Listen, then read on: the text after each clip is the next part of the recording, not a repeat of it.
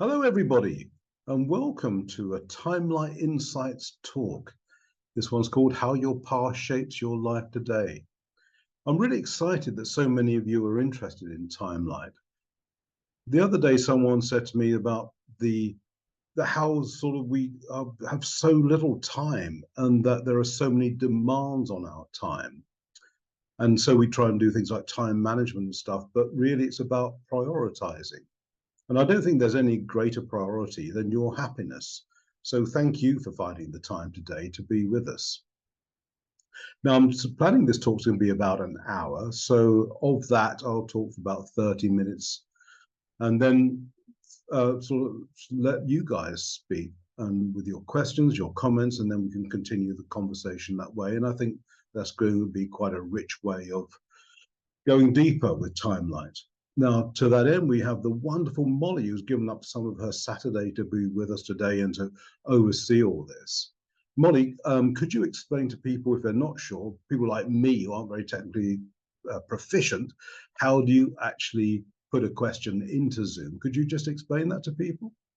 Sure. So if you hover over your Zoom screen, there's a little button at the bottom that says Q&A. Just click that, type your question in, and I'll see them and pose them to Brian.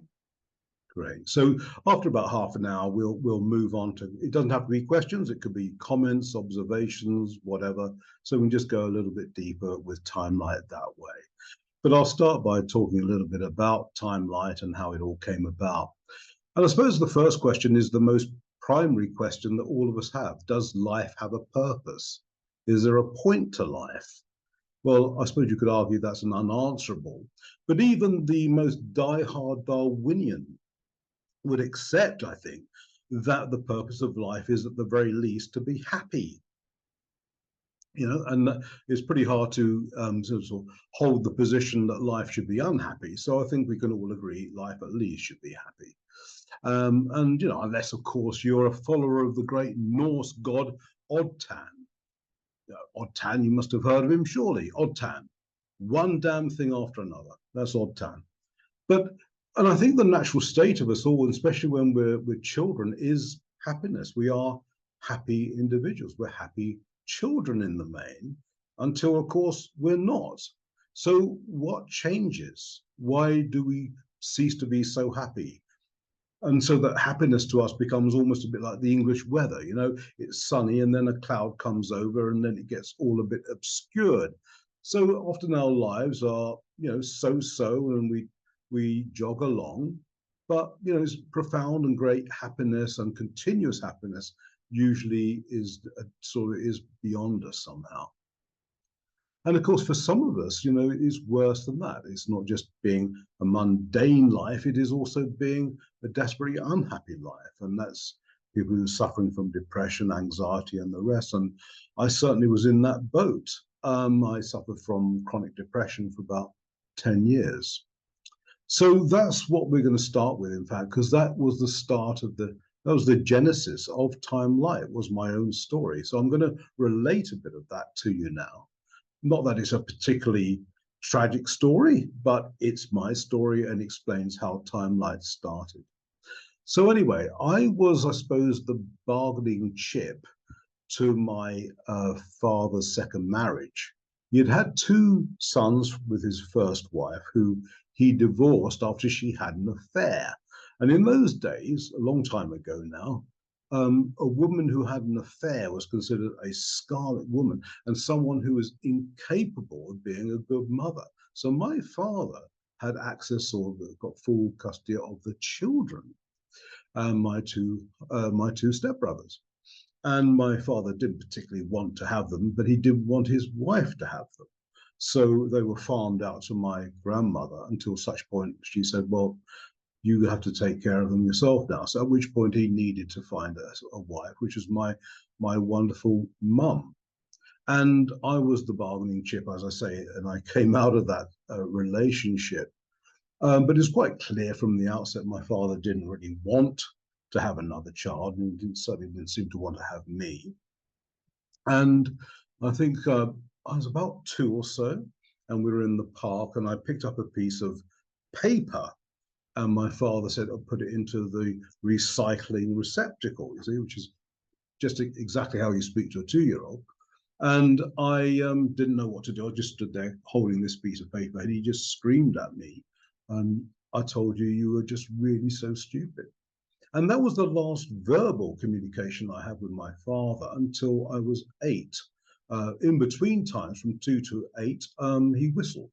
And so our only means of communication, certainly from his side, was to whistle for me, until eventually my mother stepped in and said, well, I think it is time you had a slightly better relationship with your son.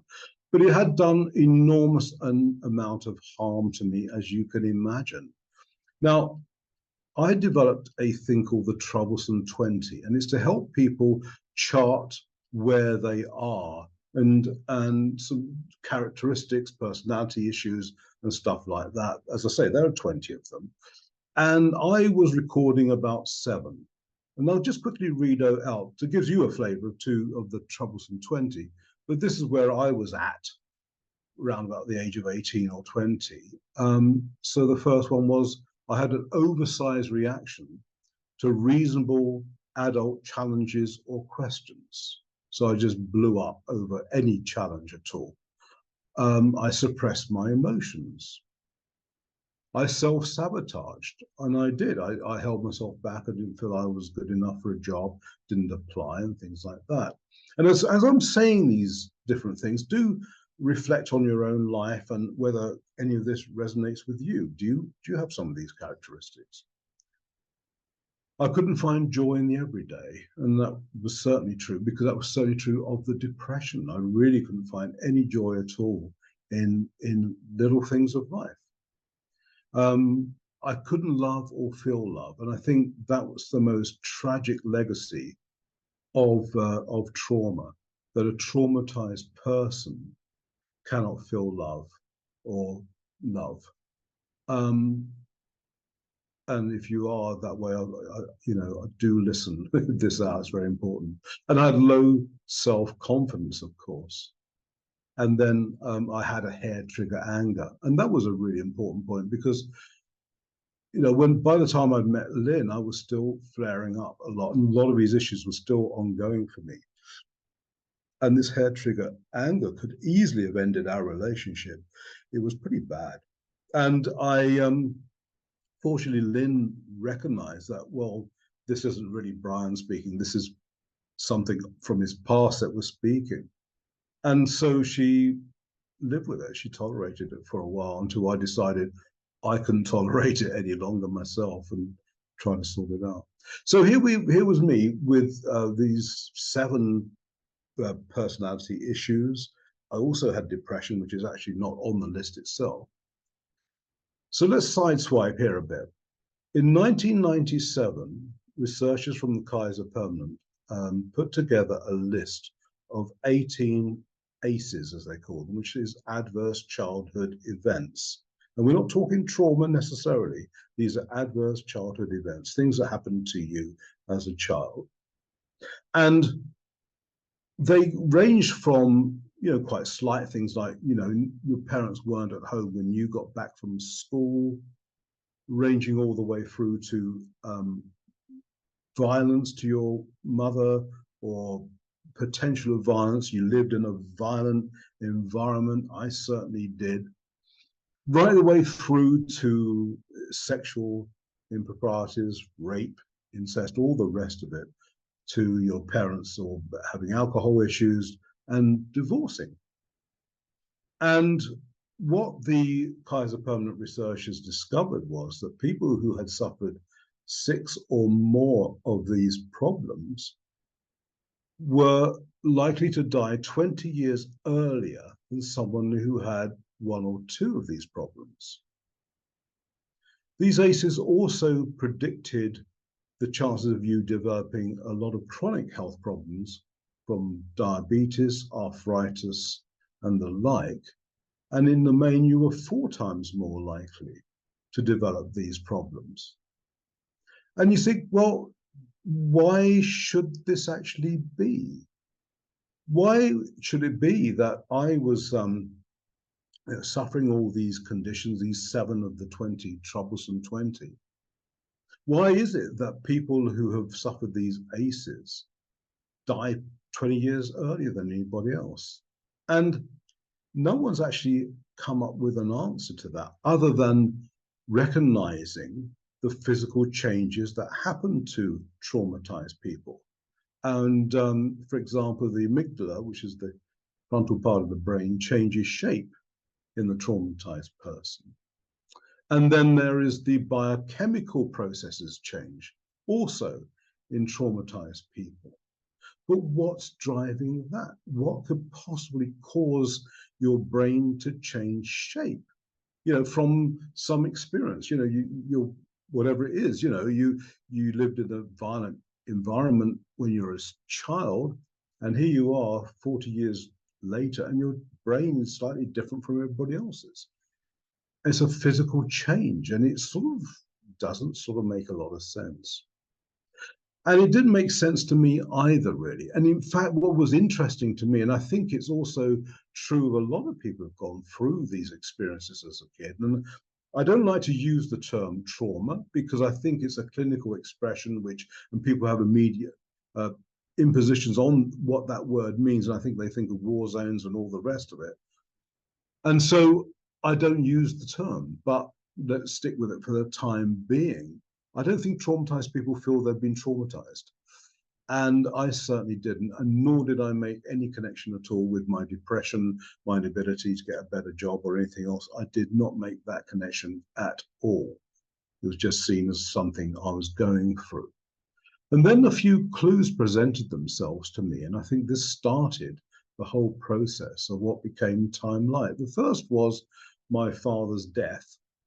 And he was at this time 90 years of age and had just had a physical examination a few years before. And they said he had a really robust heart. He was a heart of a younger person, and he seemed overall quite fit.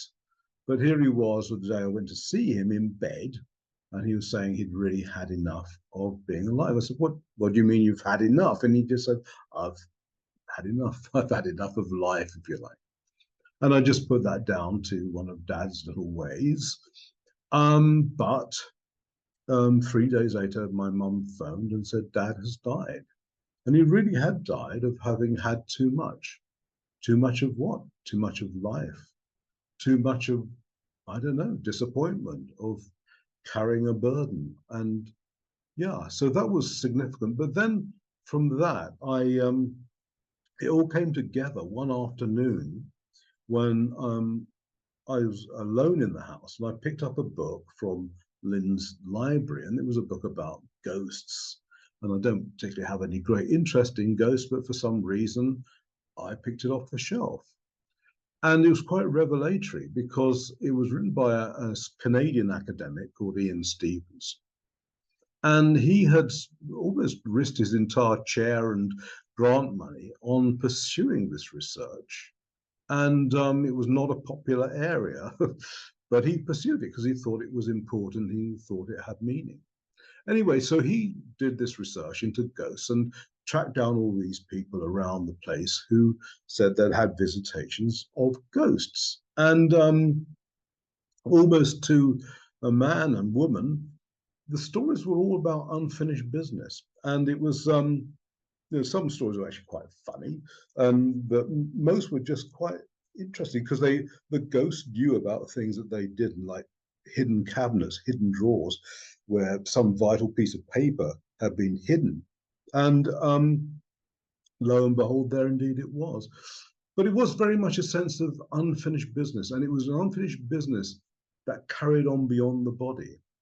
And I realized, oh my goodness, it's like an energy. It's like the energy that my father had been saying, I just don't want to live anymore. The ghosts and all these ideas sort of started to whirl around in my head. Then suddenly through my head came this crashing thing, this extraordinary statement, which was, that to which you do not fully attend shall weigh you down. That to which you do not fully attend shall weigh you down. And I thought, what the earth did that mean? And where did it come from? And it's taken me a long time. It took me a long time to figure out what it did mean. And I still explore it to this day. And I think it's very profound. And it just really means, I suppose, if you're not paying attention, you will carry that past with you. And I think that pretty much is what we all do. And there was a bit more of a transmission that came through. We started talking about the three time selves. And if we have time, we'll talk a bit about that, the present self, the past self, and the most important aspect of yourself, which is what I call the potential, but essentially that is no time. And we have that about us. And there are lots of documented evidence to suggest we do have a self that is outside of time. And that is the redeeming factor for all of us. And that's the thing that we must get in touch with, that we must bring into the world, because that's our savior. And that is what gives us that happy life that we spoke about at the very beginning. So I've got a flavor of that. So the idea of the three selves as well. So what is going on? Well, time, I think we think of time as a dimension, and we think of time as being something on the clock. But we say, so what is an hour? Well, an hour is 60 minutes, which is a self-referencing system, which doesn't actually take the argument any further. And I understand that, of course, we divide up the time it takes for the Earth to spin on its axis, and then for the time for the Earth to orbit the sun, we break that up into segments, which we call time according to a clock. But it doesn't really have any, there's no truth to it. That time itself doesn't actually exist other than as a man-made construct on orbiting planets. But it's not actually there. But time does exist in one regard, and it's an energy. You can think of time as, if you like, the transport system of memory, if you like. So it's an energetic system that gets released at the moment of trauma or upset, or that point when the world doesn't seem quite as safe as it once did. And that happens to all of us. Now, a lot of people watching this may say, well, I've had a really happy childhood, and I didn't suffer any traumas, and I didn't have any of the problems that you've just listed there. And that may well be true, but you did have a division in the world. Something did separate. And why do I know that? Because it's the path of every single human being. We have to go through that.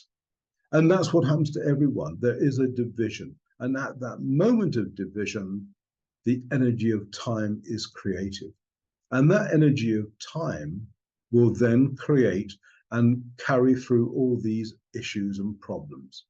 And that explains why the brain changes shape. That explains why there's a biochemical difference in people who've suffered trauma or any event like that.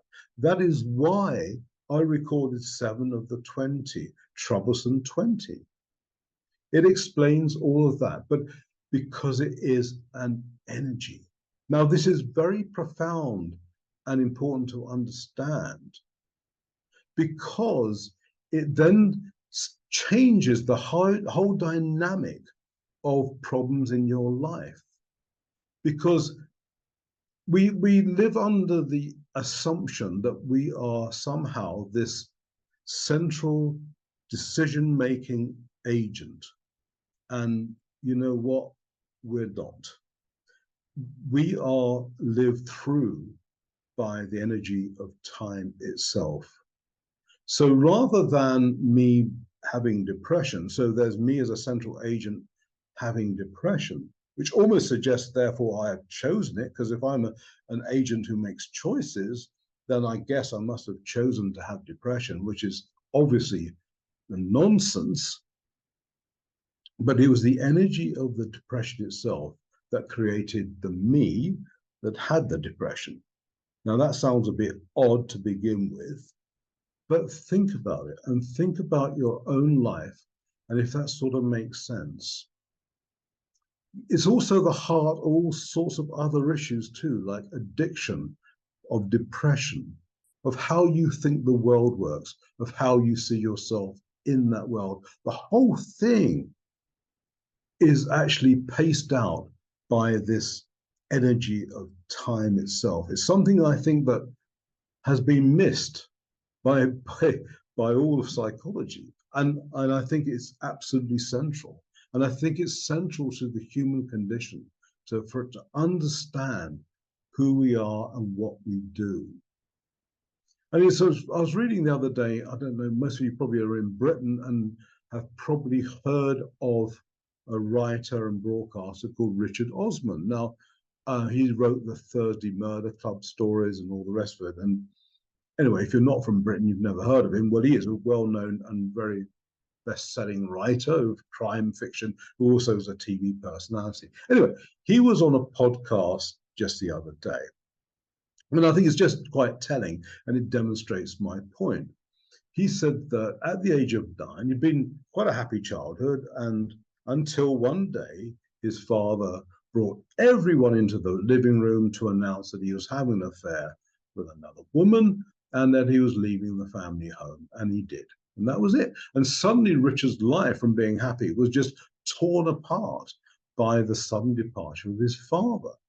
And as a result, Richard turned to food as a comfort, and it was always the processed, the high sugar foods that he became addicted to, and is addicted to this day. And what drove it? It was that moment when his father left the family home.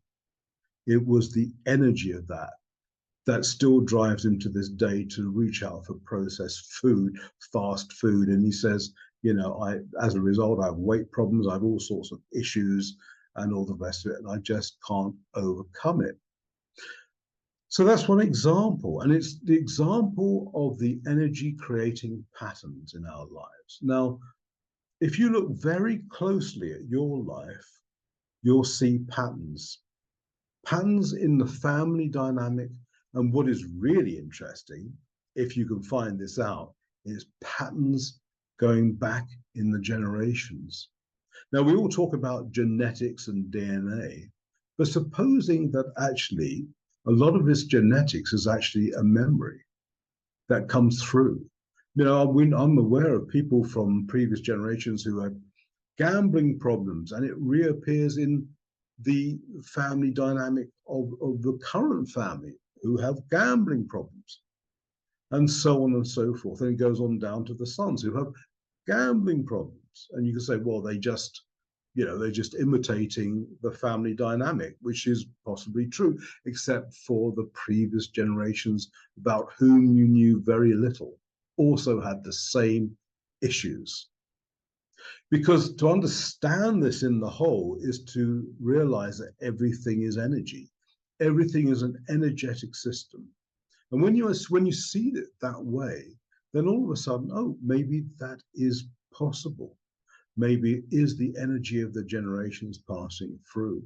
And it's certainly the energy of your life today from what had happened when you were younger. And just to add to that we talk about the childhood trauma, but let's not forget, 40% of all trauma happens when you're an adult. Again, not fond of using the word trauma, but you know what I mean. Divorce, separation, or losing your home, child dies, God forbid, whatever it might be, is a trauma. And that also creates a division between you and the world. The world is not a safe place. It becomes hostile. And in that moment is the energy of this time gets created. And will start having all sorts of problems for you. It will start creating addictions. It will start creating problems like depression. It'll start changing the shape of your brain. Honestly, it does. All these things will and can happen.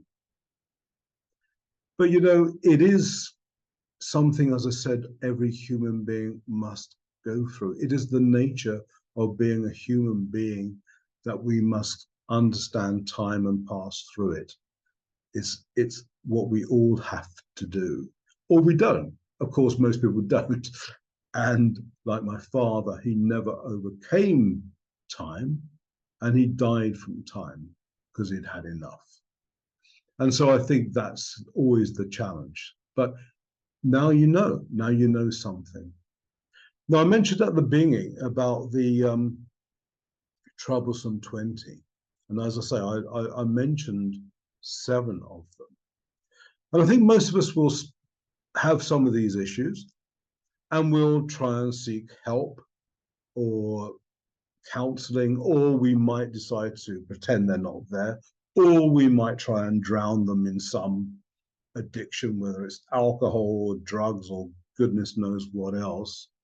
We'll do something about it other than actually what we could do, which is see this as an incredible opportunity. Because if you have any of the troublesome 20, it is the thread, I call it the golden thread, that takes you back to where you start understanding the processes of why do I have these problems, and start to unravel that and start to understand that. But that brings us on to the true therapy, because the true therapy is changing your relationship to time. It doesn't change the relationship to the problem. The problem and time are the same thing. So you have to change your relationship to time itself, which sounds weird and difficult, but it's actually not. But the other part of this, we have several key points. The first is time is energy. The other one is understanding that there is no independent agent who is running the show. I call it the therapy triangle, you know? So it's like, for example, I present myself to the therapist with an anger issue. But if it's the case that the anger is a manifestation of energy, and I also am a manifestation of that same energy, who's going to the therapist? There is no one separate from the problem itself. And indeed, any attempt to try and help and change the thing comes from that energy. You see, if you're unhappy and you want to be happy, and you go to a therapist or you seek out something, whatever it might be, but where is that drive coming from? Well, it's coming from unhappiness. Same thing with anger. If you don't want to have anger problems, well, that desire to change that through whatever you do comes from the anger. So instead of trying to fix the problem, I invite you to look at time and changing the relationship to time. So there are a number of things you can do to do that. And before I talk about some of the tactics we can try, I just want to add one more thing, which was the work of a man called Avshalom Caspi at King's College. And he said something really quite profound, I think. And it feeds into what we're talking about a little bit today. And he said that when we look at mental problems, for want of a better term, I put that in inverted commas, mental problems, we see them as separate things. So that, for example, you know, I may have depression, but I don't have bipolar, or I don't have anxiety, schizophrenia, and all the rest. But he said, it's not that they're different things, it's that they are spectrums of disorder. Now, if you sort of look at our bodies and what we do, we have things like metabolic problems, which develop into pre-diabetes, which develop into type 2 diabetes, which develop into heart disease. They are spectrums, are they not, of the same process. Similarly, Caspi felt that mental problems were a spectrum. So they weren't separate things.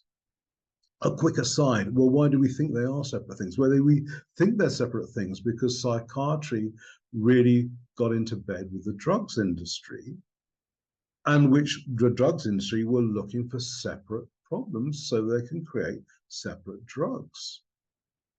And so that really drove psychiatry. They used to have they still do have a psychiatric Bible called the DSM. And one of the very first editions, which I think came out in the 1950s, had listed about 100 mental disorders, which I think is an enormous number anyway. How they came to 100, I don't know, but they did. They had 100. And that's any slight thing like, you know, a fear of spiders, fear of heights. So these would be mental issues. By 2012, the DSM was listing over 360 different mental disorders. Have we got crazier? No, it's because the psychiatric profession is delineating and splicing up these issues so there can be more and more drugs. And Caspi says, no, it's the same thing. And if it is the same thing, and I give it some credence, I think it's a strong argument. If it is the same thing, then could it be that the more severe mental problems are because there's more time in terms of this energy? Could that be the reason why? I must confess I'm not entirely sure, but I think it's a very interesting idea. Now, I'm going to give you a few ideas now about how you can change your relationship to time. Now, the first one I suggest we try, well, this all started with a book I wrote in 2015, 2016 called The Untrue Story of You, which lists about 21 different practices you can do. The ideas have moved on a little bit since then, but these are some of the fundamental ones you could try. These you can try at home. Okay. One is called watching but not naming. So when we name something, it is an expression of memory because we have remembered what it's called. How long can you go through the day without naming something? So, for example, you just look and you just observe, but you don't name it. And then you suddenly say, oh, it's a nice pair of curtains. Ah, you've named it. Go back to the beginning and start again, or start again the next day. And then you sort of try to build that up. And with the exercises, I had recommended that people start on day one with one exercise. On day two, you do day one exercise and day two exercise. On day three, you do 3 exercises. So it accumulates. And as it accumulates, so your relationship with time changes. So why does it, how can not naming something change your relationship with time? Well, because you're not relying on memory. And memory is a factor of time because it requires you to remember what something is called. Here's a nice little thing. Habit is another memory thing. So with this, I ask people to change one little thing in their life every day. And you start off and it's quite easy. It gets harder as it goes because you start to run out of things until you really look more closely at your habitual life. So, it could be anything from, well, take a slightly different route to work. If anyone goes to work anymore, work from home, take a different route to the living room. Choose a different coffee today, buy a different paper, or if that's what you do, look at a different app. Don't keep looking at the same app. Every day, just one thing, and just watch that accumulate. You're breaking down habit. Habit is another aspect of time. Okay, try that. Here's a good little one, and I quite like this because most of us spend a lot of time worrying. I don't have to explain this to you. You get it. Your head whirls. You can't go to sleep at night. You worry about stuff all the time. We all do it. So here's this little technique, I think, which is quite cool. So you get yourself a piece of paper, and you have whatever the issue is, a problem, whatever it is. Let's say you choose something very mundane and simple, like going to the dentist, right? And the reason why it's an issue is because you're absolutely freaked out about going to the dentist. You're very frightened of dentists, all right? So, but that's it. You're going to the dentist. So in the 2 more columns down the page, and at the top you put action, on the other column you put inaction. Action, so problem, action, inaction. Now you have a choice, and this is truly a choice, but it is, when you write this thing down, it's like a sacred covenant to yourself. It has to be meaningful, and you have to follow through. So let's say that you said, okay, dentist, I really do have to go to the dentist. My teeth are terrible. So you have to say, I will, in the action column, you say, okay, I'm going to go to the dentist. And it's at 2:30, which is, of course, dentist time, 2:30, and I'll go. That is it. That is your sacred covenant. You are going to the dentist. But, you could also say, I will not go to the dentist. I just can't face it. And that's fine. Then you put in action, I will not go to the dentist. Let's say you are a bit short of money and your rich aunt has lots of money and you really feel maybe she could help you out a bit. So here we are. So what is the issue? The issue is I'm £5,000 short this month or whatever it might be. What's the action? The action is to ask my aunt for it. But when you do something like this, you must be very precise. So when you say, I'm going to ask my aunt, not only am I going to ask my aunt, I'm going to ask my aunt at 10 o'clock tomorrow morning with a phone call, or I'm going to go and see her, whatever it is. Or you say the inaction is, there is nothing I can do about it. I just have to let what happened happen. But if you do say, I'm going to speak to my aunt tomorrow morning at 10 a.m., that's very precise. But the key to this working is the sacred covenant. It's easy to write this stuff down, but you don't really mean it. No, this is something special. This is in front of God, if you like. You've written this down. You've got to follow through. And if you really do that with an honest heart, I think you'll find that the worrying stops because you've actually taken firm action. So that's a good idea. Timelight also talks a lot about true forgiveness. Now, true forgiveness is different from forgiveness because I think we always find people railing against the idea of forgiveness. Why should I forgive this person after what they did to me? They don't deserve my forgiveness, right? But you're not. You're forgiving yourself. It's a bit like the story of the two monks who were walking along and they had a vow of chastity, and they came upon this young girl who's trying to cross the river, and she said, "Oh, there's no bridge here, and it's really hard for me to cross and get everything wet." And the monk said, "Oh, don't worry, we're crossing over the river. It doesn't matter to us. Climb on my back, and I'll carry you over." Which he did, and he dropped her down at the other side, and they bid farewell, and on the two monks went. And the other monk, though, didn't speak to him for about half an hour. And the other monk says, "What's eating you? You haven't said a word for half an hour." He said, "Well, you know very well what's eating me." He said, "We had a vow of chastity, and you picked up that woman, and we were not supposed to touch women." And he said, "My goodness, how strong you are." He said, "I carried the woman over a river. You've carried her for the last half mile."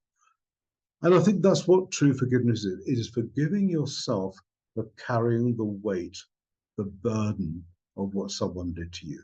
And you release them. There is a prayer or something I use for that. And that's part of the courses I do. And then finally, I always say, preface everything with the Timelight meditation. Be in a meditative state before you do any of these things. Indeed, before you start your day is a good bit of mental hygiene to begin the day with a meditation. And I have a special one which was actually taught to me by a guy called Barry Long. And if you've not come across him, look him up. He's died now, but he was a really powerful teacher. And I recommend Barry's work. In fact, he was the main guru of Eckhart Tolle, so name dropping like mad here. But it's very powerful and very useful. Okay, so I've done about half of it now, as I promised. Molly, are there any questions or comments? Yeah, there are a couple of questions. Okay, far away. So the first one is, in doing your method, does one have to access certain specific memories from childhood?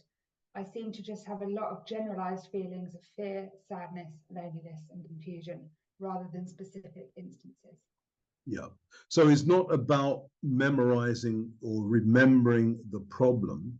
What you're dealing with here is the emotion that comes from the problem. So you don't have to deal with the precise nature. We don't remember very well. Someone did a study about left right brain stuff, you know. And they discovered that the left brain, which is the one that tries to put the rational overlay on things, always got it wrong. It was a bad narrator. And we don't remember very well, but we don't have to remember very well.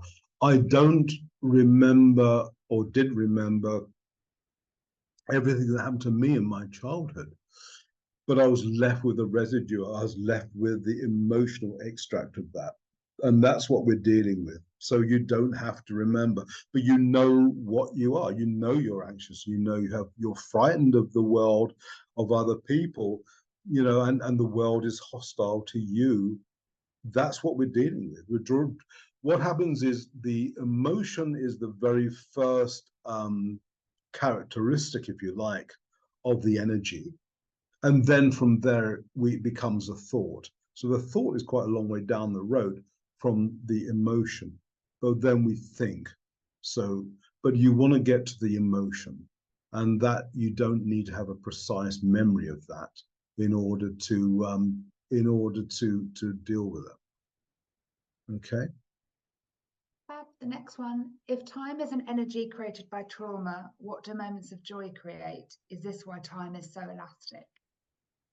So what does joy create? No. So joy gives you a sense of the world as much as trauma does. But sense of joy gives you an idea of a warm world, a world that is friendly. Trauma gives you a sense of a world that is hostile. And and look, we're complicated. We're not one thing. We're not just, the lady said, well, she has fear, but she's not always frightened. Maybe she got children, maybe she got a husband, I don't know. But she will also have feelings of love. And it's the simple things. I was listening to a lady this morning who was talking about how she'd been diagnosed with end-stage cancer. And she realized that it was the really simple things of life that mattered. And that's where the joy actually is, standing at the sink with her daughter washing up, or making the bed. These were just the simple joy. So even the most frightened person, and she was clearly frightened, being told she was going to die of cancer, which thank God she didn't. But she had that fear, but nonetheless she still had those feelings of joy, and we get that as well. So it is we are complicated. And I didn't really talk much about the actual model, which is probably important to understand the context of that. So I'll quickly just mention that, which is the three-part self that we are. The first one is present time. And present time, you have to understand everything is energy. So this whole model is energetic. But present time encompasses the world and the universe, everything, and us. We are within that. The second one is past, but there are three past selves we have.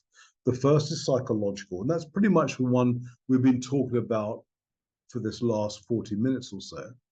The second one is narrative memory. And what that is the memory of our story, of who we are. My name is a memory. I'm not really, believe it or not, Brian, I've been called that. And I'm, born a Christian and all this sort of stuff. And that's your narrative memory, story of you. And the third one is knowledge. We know how to do stuff, from tying your shoelaces to parking a car or turning on your computer. All of this is knowledge. And that is also a memory. And it's quite interesting with people who work with Alzheimer's patients. They say it becomes clearer. You see the three memory types in stark contrast then. They do sort of separate out. And people, can remember their past vividly, but they're not so sure about their narrative. They don't remember, who their wife is or whatever. They lose that narrative memory.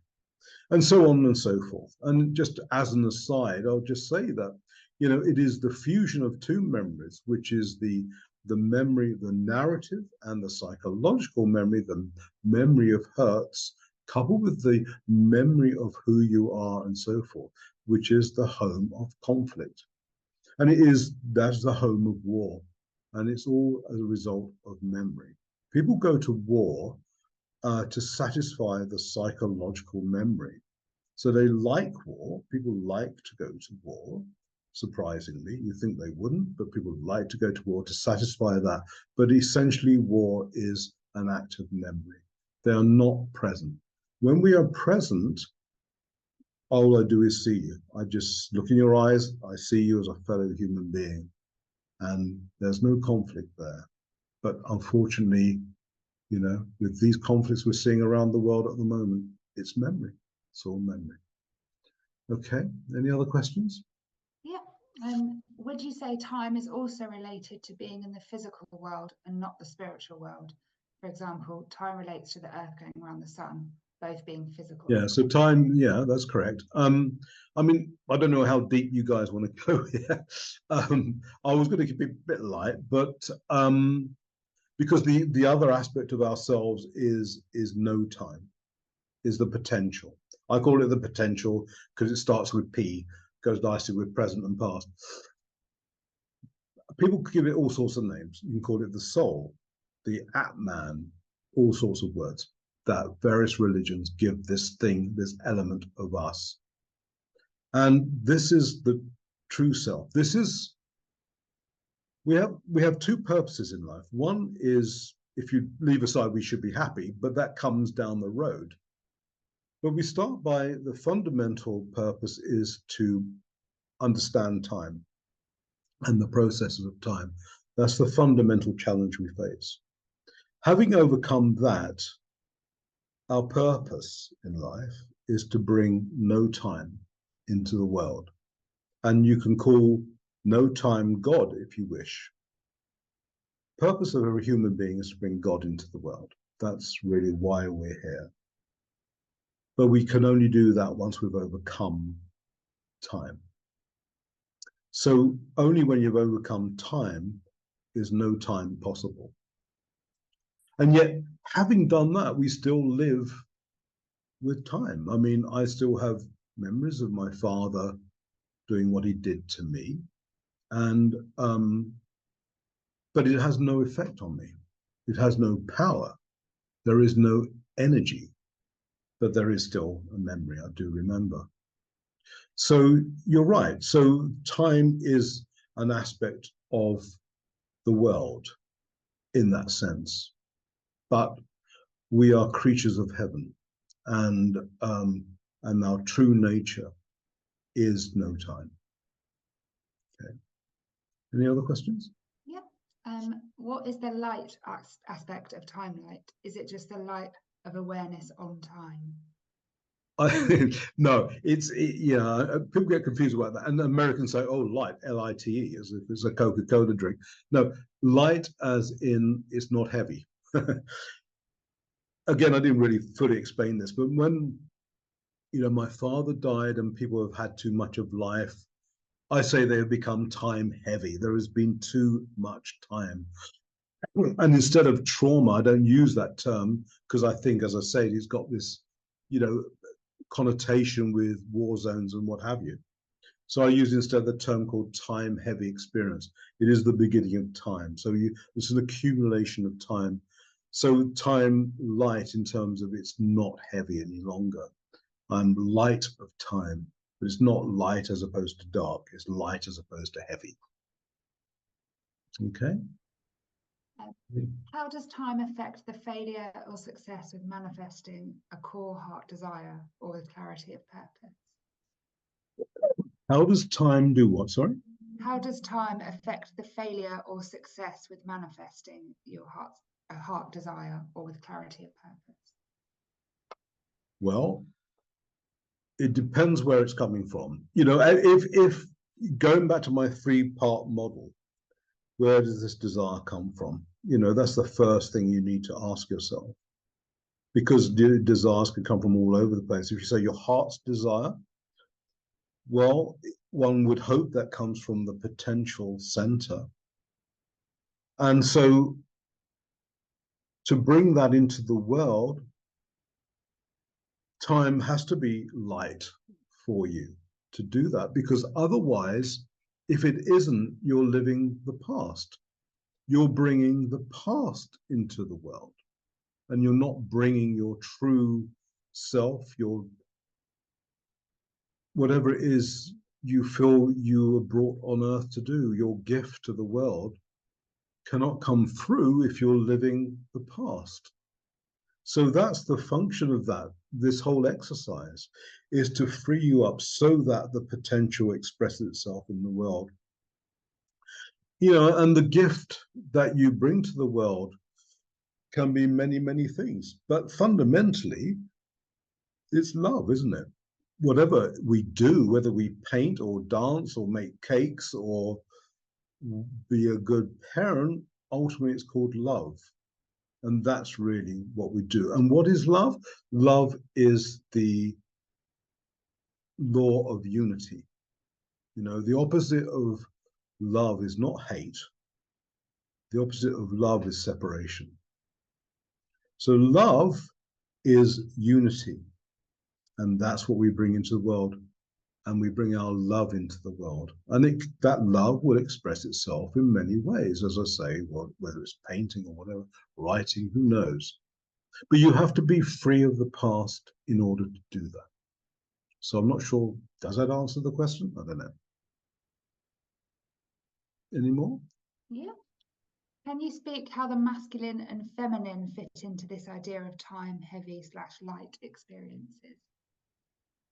Well, ultimately, we're neither. We're not masculine or feminine in our essential self, are we? I think we bring, they are certainly characteristics that we have, we do have, but I think we both, we're all you know, I mean, this is very delicate ground here, this day and age, about, you know, sex and gender. But I think we all bring all aspects of gender, do we not, into the world? And although I am a man, I hope I bring feminine into the world as well. You know, these are sort of clunky sort of characteristics, aren't they? You know, because I think we think of, you know, men as being the strident person who goes out into the world and makes things happen. And I don't know, I don't know what we think, but I mean, I think that we are truly both. And I think, you know, you read sort of books like the Kabbalah and what have you, they talk about the fusion of male and female. And I think we have to do that. That's that. And but I think we don't have to do that. I'm contradicting myself. It happens. It happens when you've understood time. All this will naturally flow, you know, because we are that anyway. So it's more a case of just overcoming this, overcoming the past, which will take you down a channel, which will cause iteration and reiteration and, you know, all these patterns time and time again. When you're free of that, the essential self can manifest, and that is both sexes, no sex, whatever you wish. So I think that's probably where we're heading. Yeah. Any others? Yeah. Someone's just asked if you could please expand on your statement of no time, because I don't quite understand the concept. Well, okay. So I mean, so let's go back a bit to what I was saying. We think time exists. We don't really, you know, explore that supposition, but we just assume time exists. Why do I think time exists? Well, because I look in the mirror and I'm looking older, right? But actually, that is a measurement of time to say I'm older. If you took away that measurement of time, what in fact am I looking at? I'm looking at I'm changing. That actually is what is happening. You are changing, but you're not getting older because you need time to get older.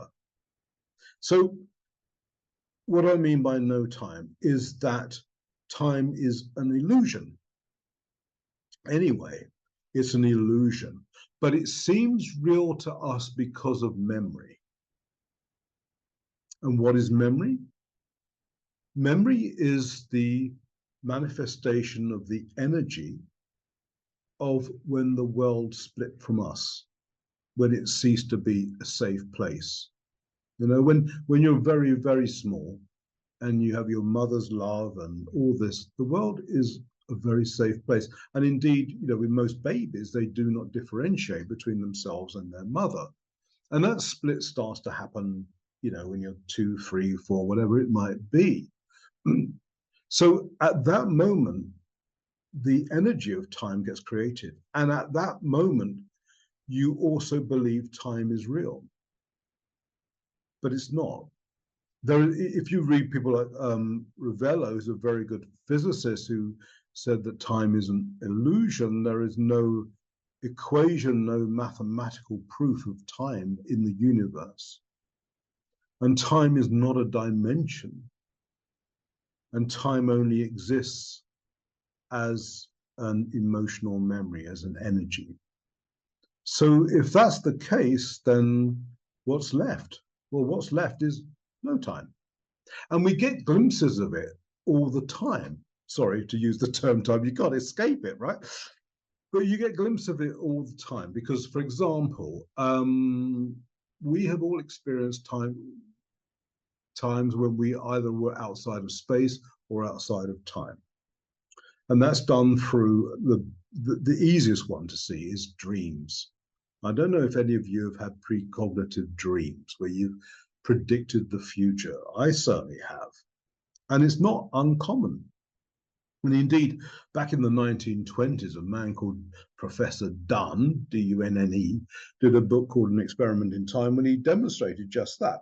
And he had about 300 volunteers who he taught them to be able to remember their dreams. Now, that's the first trick because we don't remember our dreams.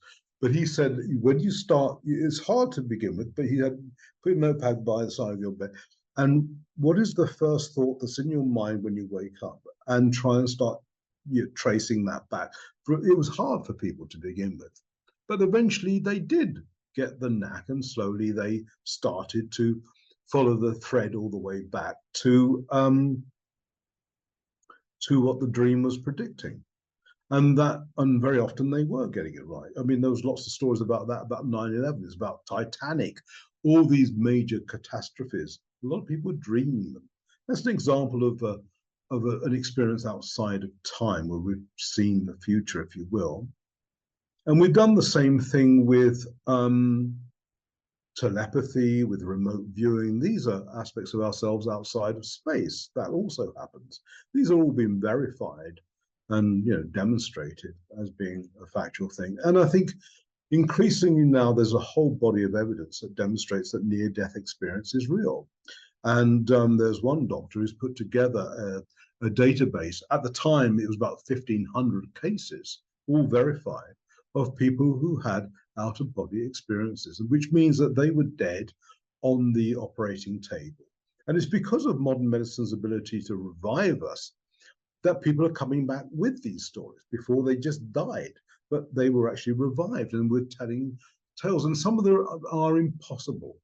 They couldn't have happened unless consciousness was outside the body.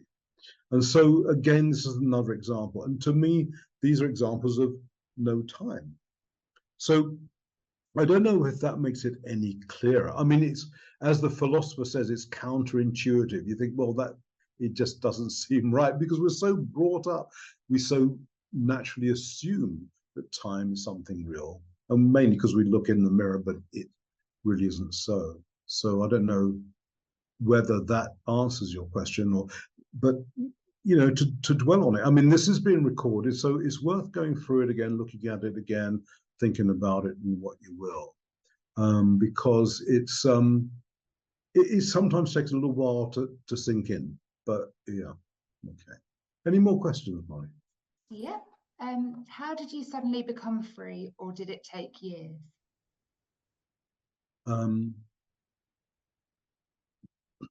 I think with the revelation, that to which you do not fully attend shall weigh you down, was for me very profound, even though I didn't entirely understand it.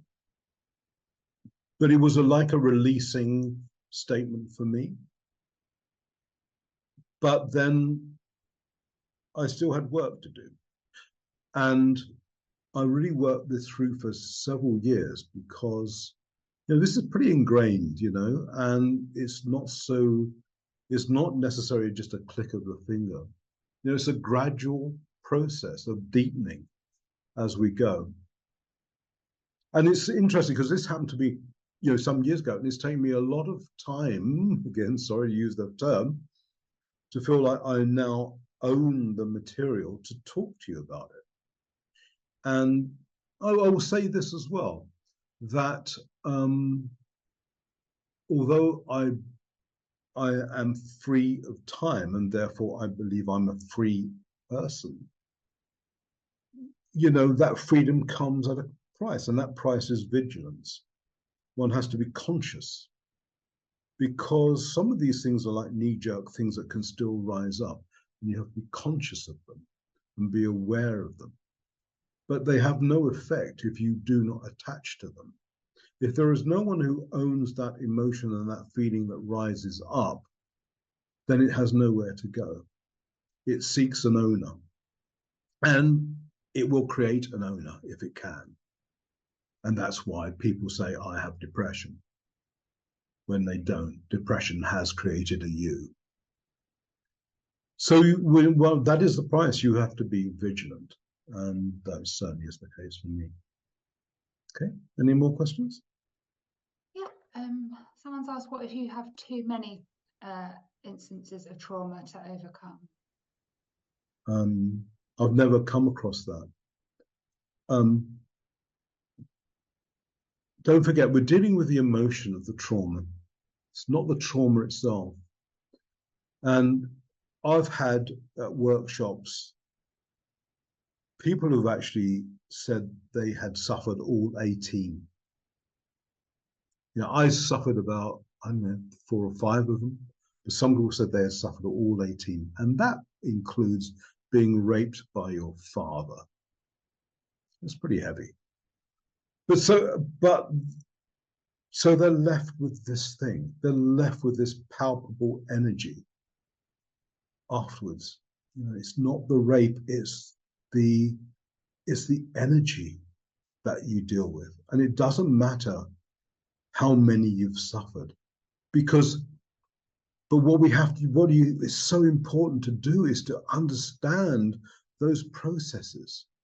Because if you don't understand those processes, they will manifest in the world for you, and they will attract things to you from that past. That's why it's so important to wake up to those processes. If you suffered abuse, you're more likely to find an abusive partner. And I'm sorry, that's true. It doesn't always happen, but for a lot of times it does. Why would you choose to find an abusive partner? Well, of course, you wouldn't. But the energy of the abuse will. And so your life is being lived through you by the past. So it's not a matter of how many, but it's dealing with the emotion that's left. And that doesn't matter how many times or whatever happened. That's something we can deal with. Okay, any more questions? Yeah, someone said, if belief is required to heal, but you don't believe there was ever any happiness, how do you get out of this catch-22? Say again, if you believe what? If belief is required to heal, how does one get out of this catch-22 if you believe you've never got happiness to get back to? You don't need belief. Belief doesn't come into it. The first thing you've got to do is the possibility is that I am mad. All right? You mustn't discount that possibility. I may be mad. So what you have to do is to look at your life in relation to the things I've been saying and saying, does this seem true to me? Is this something that resonates with me? Does this sort of make sense to me? Does this sort of light up something in my life that didn't make sense before? You know, is this these patterns? Maybe that was happening, you know? So you have to first of all find out for yourself whether what I'm saying is true. And the only way you're going to do that is by doing it. You don't have to believe me, that's irrelevant, utterly irrelevant. If you just said, oh, that was really interesting, that guy, yeah, I really believe what he says, that was great, love that, that was wonderful, what are we having for dinner tonight? Is pointless, is meaningless. You have to take this and apply it to your life. I'm irrelevant in this, but what I'm telling you, I think, is invaluable. And I think it really can help you, but you don't believe it. There's no point believing. I say to a Christian, a Christian isn't about believing in Jesus Christ, it's living Jesus Christ. And so you don't have to believe anything at all. Just start looking in a different way. And that's the thing with time, like, it just switches everything on its head. You look at things in a completely different way. And I think that, to me, is the releasing thing. But that's me saying that you have to see that for yourself and demonstrate that. But you don't have to believe anything. Any more questions? Yeah. We find we have a couple of recent ones. I'm a positive person, yet I feel something is amiss. I've had money challenges throughout my whole life. How do I overcome this specific issue? Because all that we've been saying today, look at that. Try to understand what the emotion is that has brought the money challenges. So assume it's a pattern we're talking about here. So therefore, it must be energetic. So where does this come from? Because it's with these sorts of things, it can sometimes not be obvious. For example, you say, well, my dad was a bankrupt, and so I have money problems. Oftentimes it's not that simple. Sometimes it's there's an emotion that's proving something too, because this emotion can be ornery as well. It can be saying, I'm going to show them, I'm going to demonstrate this because of that. So you have to look a little bit wider than just the obvious thing of saying, well, my dad didn't have any money problems, so why do I? There's something going on, and I don't know what it is. We're just, this is very, I can't, not seeing you, I don't know what your issue is, but just try and look a bit wider. And most of us live round about 90-degree angle to life. I encourage people to look at a 180-degree angle. But if you really want to live to that to which you do not fully attend, I invite you to live a 360-degree angle life. And when you see all of that, and all the players, and all the interactions, then these other things will come to light. I did a workshop a couple of years ago where this woman was constantly sabotaging her business. And I was talking to her, I said, well, that's a strange thing to want to do. And she said, we were talking about her father a bit.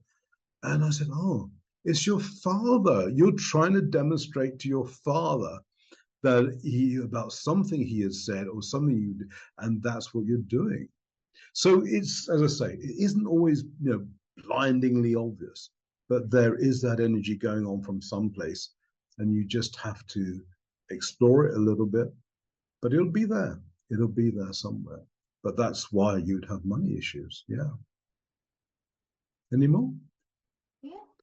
One attendee says, as I see it, it's not the memory that's the problem, it's the emotional attachment to that memory. That's right. Memory is not the point. It's the emotion of the memory that matters. Absolutely. It was what I did say that. As I say, I still have memories of my father's abuse, but it has no emotional power. And that's what we're dealing with. We're not just dealing with memory. It's not, it's not an act of amnesia. As if, oh well, if I was able to give you a chemical cost, a drug or something. So you didn't remember anything anymore. Do you think your problems will be over? No, because it wasn't the memory per se, it's the emotional extract from the memory that matters. So, yes. Okay, any more? Is this just about dropping stories? The fact is, I am a woman sitting in a room. I only become more when I lay stories on top of that, as seen in the work of Byron Katie. Yeah, she's great. Byron Katie is wonderful. Yeah, I mean, that's to me, it's an exercise, and I think it's a useful one. If you have a negative narrative about yourself, I'm not good enough, I'm able to do these things, and turning that into a positive narrative, I think is a great exercise to do. And I think that's, as long as it's done consciously, that's fine. But just be mindful of where it comes from. And more importantly is to understand why you have that negative narrative anyway. That's the key to this, of understanding that. Because it is vital that you understand where this stuff comes from, because the danger is it could be an extension of the issue. As I said earlier, it could be an extension of the problem itself. But there's nothing wrong in changing the narrative. That's a fun, good thing to do. But it's important to go deeper than that as well. Any others? Yeah. Sorry, we've had loads in the past couple of minutes. Sorry, what? We've had a lot in the past couple of minutes. Oh, we need a cut off. So Molly has very kindly given up part of her Saturday for this, so I'm very mindful of that. So and for everyone, I'm sure you. So I don't want to go on for too much longer. But anyway, carry on, Molly. Someone said, I'm overweight and have a food addiction. I'm halfway through your book and I'm not sure how I can release the past yet. Do you have any recommendations? She's addicted to food. You're saying she's overweight? And she's halfway through your book and not sure how she can release the past yet. Do you have any recommendations? Well, you have to keep at it. I mean, it's I don't know, when she's halfway through the book, suggests to me she's not doing any of the exercises yet. Some people found it releasing just understanding the timeline model, and I heard a lot of people saying they were helped by that. Some are not helped by that, and some people need to just do all the exercises, and you start repeating the exercises. As I say, it's this changing relationship time, and so if you're talking about the Untrue Story of You book, that has 21 exercises in it, and you should just carry on doing them.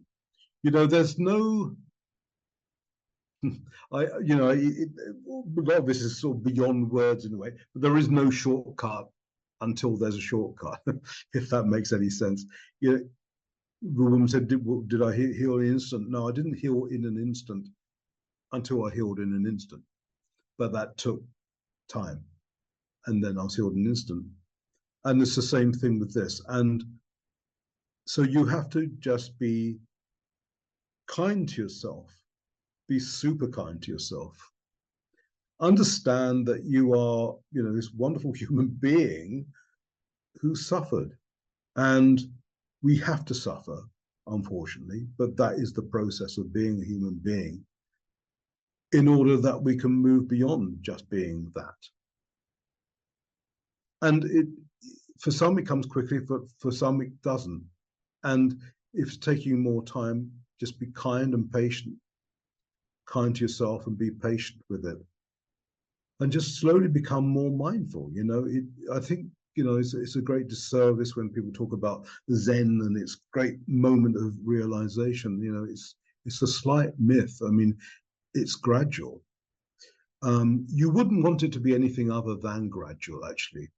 Because if you're dealing with energy, you don't want to have a massive revelatory moment. It can be quite damaging. I was aware of one guy who actually did have this immediate thing happen to him, and he just sat there. He ended up in a clinic because his mind was blown almost by this stuff. So take it all gradually. It's happening. Have confidence that it's happening. Know that it is happening. Know that you are changing. Know that you are inviting change in. Know that the true self is coming through, and just carry on inviting it, and it will change. Okay. Any other questions? Yeah, we've had a couple of people asking about very early life, and one person has said, as an example of this, her mother tried to abort her pregnancy with her, and she didn't want her for various reasons, and that's resulted in a separation issue all of her life. And yeah, she's tried therapy, rebirthing, but still it's hard for her to deal with separation. Yeah. Well, yeah, I mean, that's interesting, isn't it? It's almost before it's possible for you to have a memory, you still have the emotion of that happening to you. And look, I think whatever people do and is helpful to them, then do it. And I don't decry anything that anybody does. It's better than doing nothing at all, that's for sure. But as I say, it's really the answer is the same as the one to the previous person, really. It is about giving yourself, being kind to yourself and letting this process begin. Because the thing is this is looking at something in a really different way. And it's quite a radical way of looking at it. And this is the beginning of that process, which quickens. So, have just, as I say, have trust. You don't have to have trust, but just the trust will come in seeing the process changing things. If you start to see things maybe subtly changing in your life, maybe things didn't quite happen the way you thought they were going to happen this time. Maybe that money problem you thought you were going to have didn't actually happen this time. Maybe you found someone actually half decent in life. Maybe you don't feel quite so separate from the world. Maybe very slowly things are changing. And go with that, because that's what's happening. You are inviting this other into your life. And just, and I say, the great thing is, it's not nothing, as I said, it's not about believing. You don't believe anything. You don't believe anything I say, but bring it into your life and see the changes start to happen. And then as you start to see that, oh, I am on the right path. I don't feel quite so anxious. I don't feel quite so separate from life. So, it's about doing some of these exercises, about seeing things slightly differently. And then just see those changes start to happen, because they will. Okay. Any more, Molly? Do you have a lot of questions left, or we? So mainly the remaining questions are about sort of your workshops, any exercises and tools people can take. Okay, cool. What a nice introduction. By the way, I don't know how many people on the call. We had a lot of people sign up for this. And there may be more questions. Here's my promise to you, that if you didn't get your question answered, and it doesn't have to be a question, it could be a comment, it could be an observation, it could be anything. I'm going to do a video to answer every single one of those questions and comments. And I don't know your name. If I did, I'd just say your first name. So there's no, I'm not going to break any confidentiality issues here, but, because it would help others as well as yourself, because it's surprising how common these issues are.